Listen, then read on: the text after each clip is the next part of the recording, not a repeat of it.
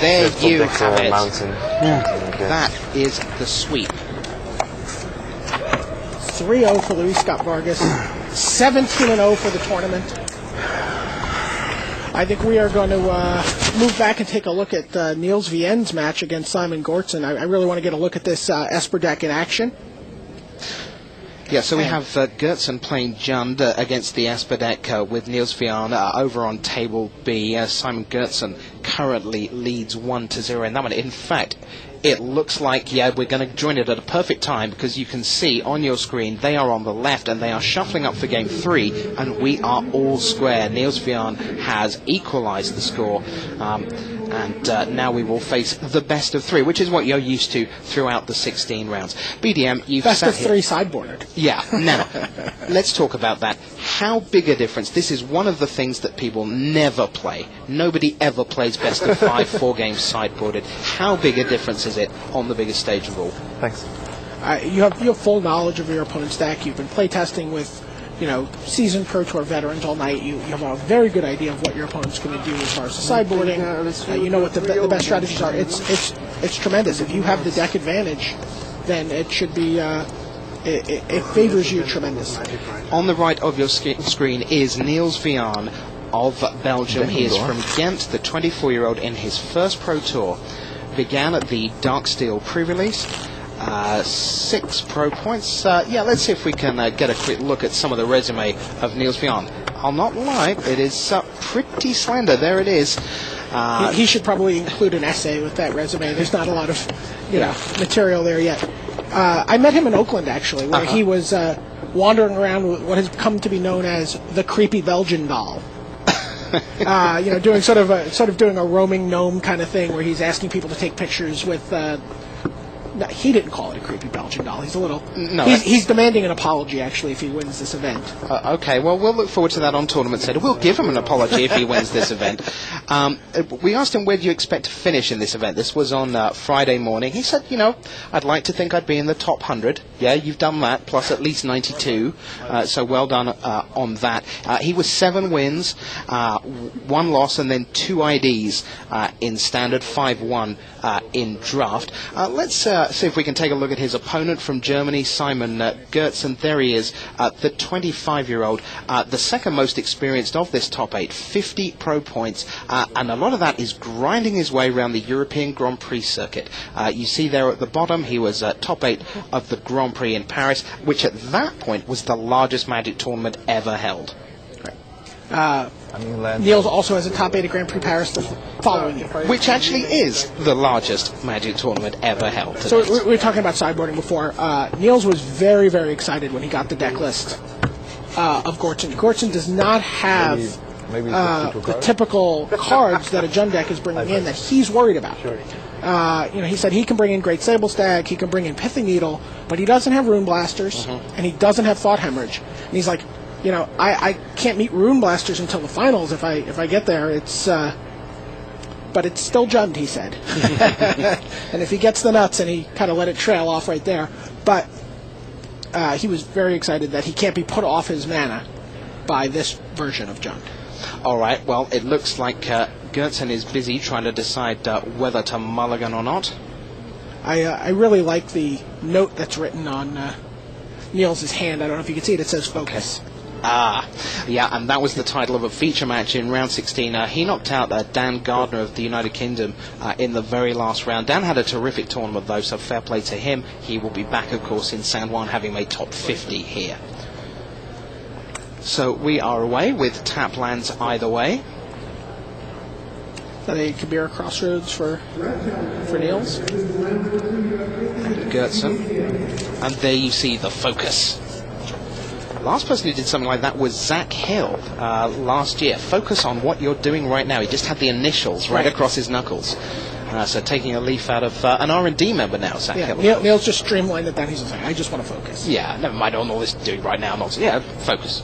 While he has deck advantage, again, we've talked about him having an experience disadvantage. So he really just said, I want to remain calm. I want to be able to just play my match. He's like, I don't want to get too upset if I make a mistake. He's like, I know I might make one, but if I do, I'm not going to worry about it too much, and I'm just going to try my best to recover.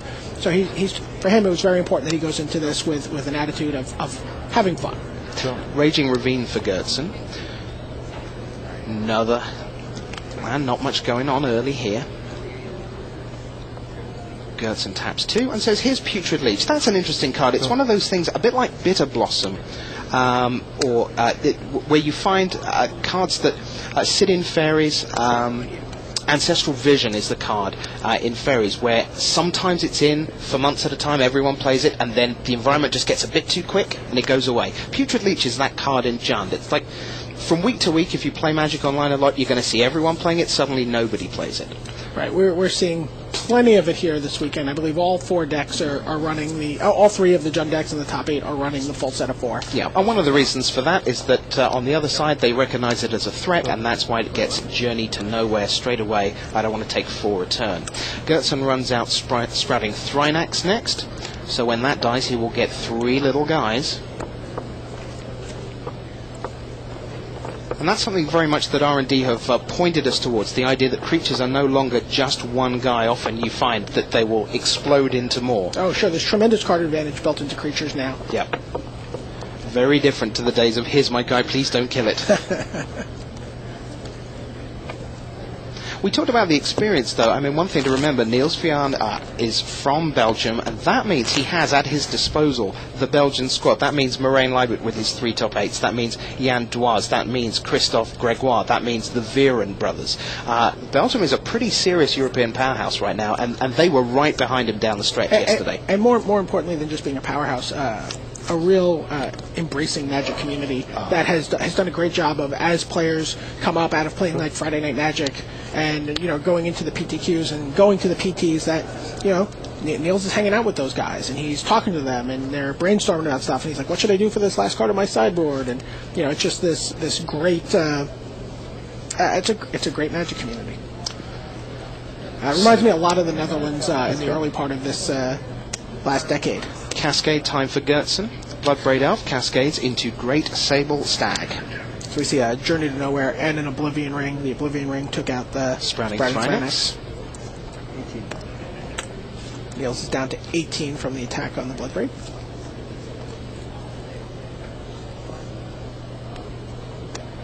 Goertzen Dragonclaw adds land. Not a man land, though. We see one Dragonclaw reaches in there. Lava Claw, yeah. Lava Claw, yeah. Sure. And a Raging Ravine. A little bit of a land stumble here for Niels. One of the reasons he liked this matchup is because there was no land destruction, but he's scuffling on his own here. Yeah, and he scuffled in Game 1. That's how Goertzen won Game 1. It was mana malfunction largely from Vian.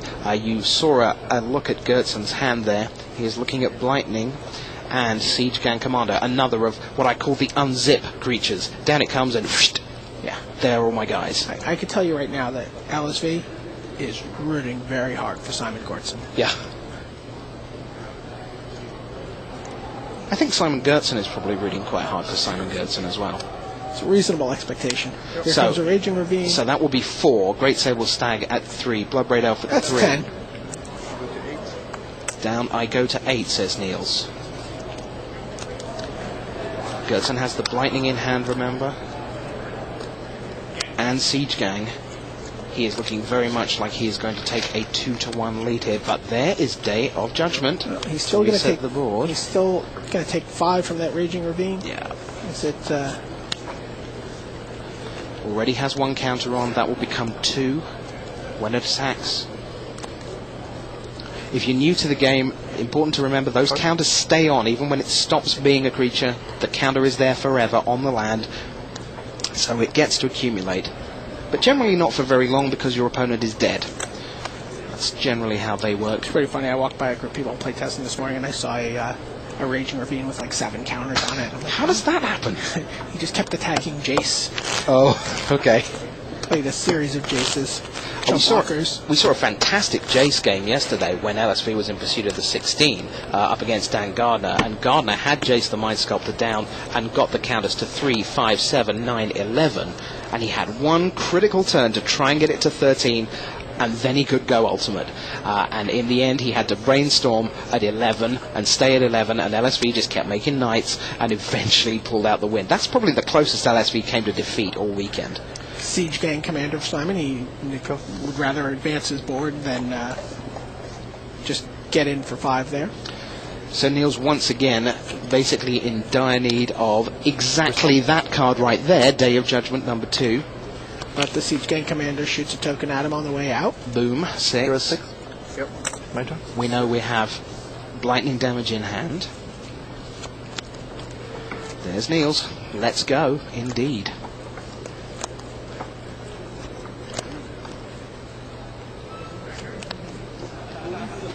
I talked to a number of people in the hall today, and everyone was talking about the matchups. And the feeling was that if Niels could get past this quarterfinal, which is his, well, that this was his worst matchup, and he actually had a chance to win this whole thing if he can get past Simon. Well, not many people have won the Pro Tour on debut. Jan Moritz Merkel certainly had. A certain Mr. Randy Buehler, I do believe. And a certain Michael Lecanto. That's cheating. You can't pull that one out. It's a good trivia question. Yeah, indeed. I'll give you that one.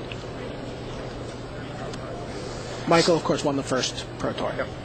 And there's Raging Ravine getting in for 5. Bernard Lestray, I do believe, in the final of that first PT.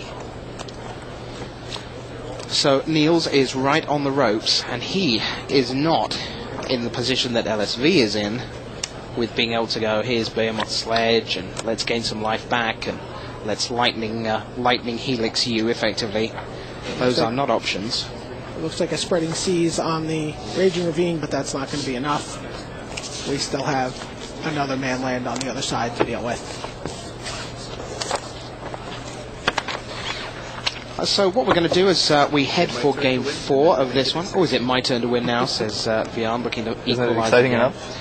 We're going to see if we can take a look at the sideboards of these two guys, Gertsen and Bjorn, as they look to check whether they want to reconfigure things for Game 4.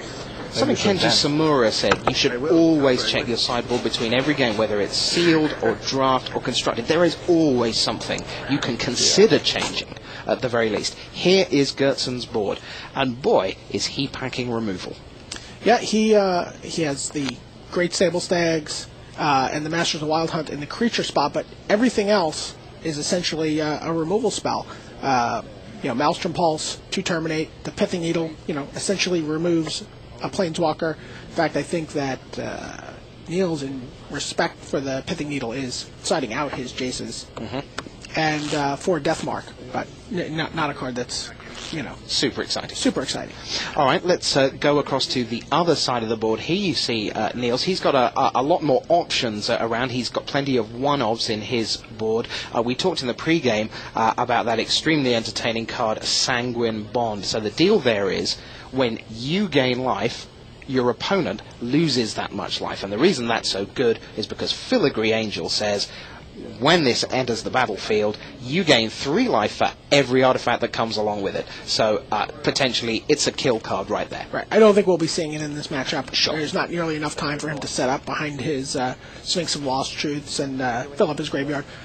Looks like his plan is going to be to remove Jace, remove Capsule, take out 1 Glass Dust Hulk, take out 1 Architect of Will, and I think maybe even 1 Open the Vault, because they're a little expensive and he needs to find some answers early. Bring in 2 Hindering Light, bring in 3 Flash Freeze, bring in the 2 Journey to Nowheres, and go up to a max out his deck on Day of Judgments. So, he didn't really want to bring in the Day of Judgment. He said with 3 Double Dragons, meaning the and 3 Siege Gang Commanders, he thought things could get very tricky.